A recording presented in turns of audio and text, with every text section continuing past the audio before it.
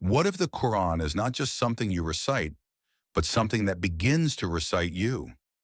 What if a single verse could reveal the difference between merely reading divine words and being transformed by them?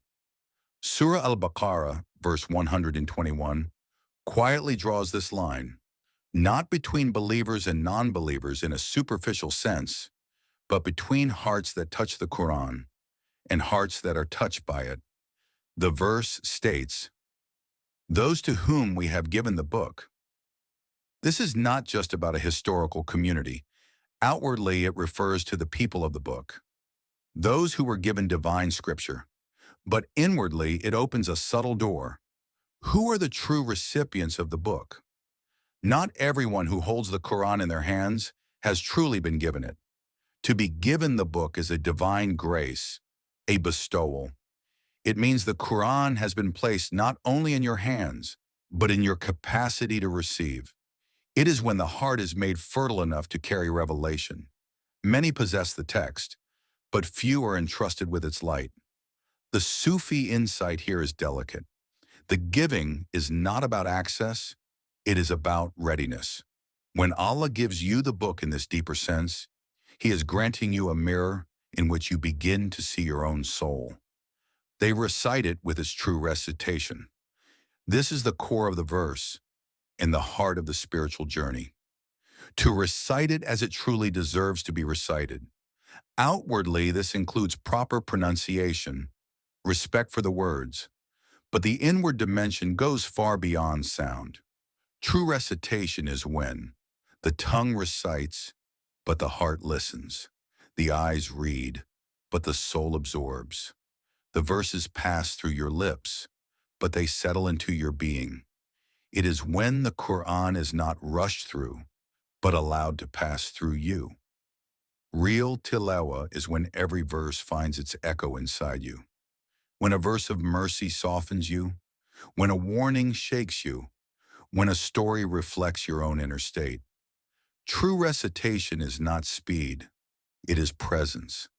It is possible to finish the entire Quran and yet never truly meet it.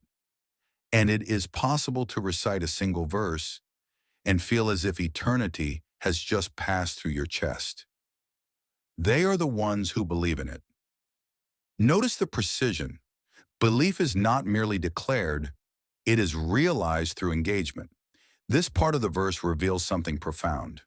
True belief is the fruit of true recitation, not the other way around.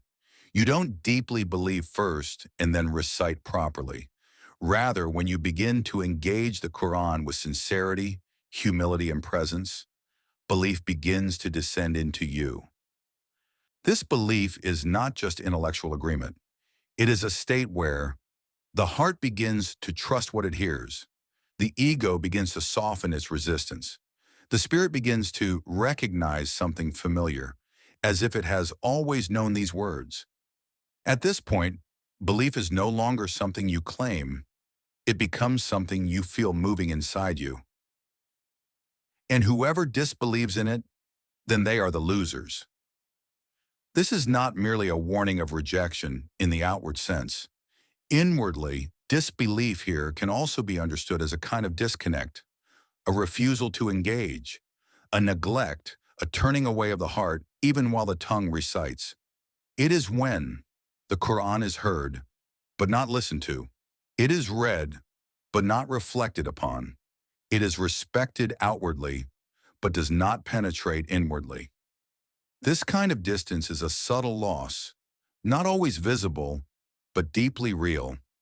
And what is the loss? Not just reward, but transformation.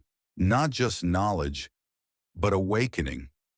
Not just guidance, but the chance to become guided. The greatest loss is not that the Quran leaves you, but that you remain untouched while it is right in front of you. A deeper reflection. This verse quietly divides humanity into two unseen categories: those who read the Quran and those whom the Quran reads. The first group moves their tongues. The second group is moved from within. The first completes pages. The second is completed by the words. And the difference is not in intelligence, language, or scholarship.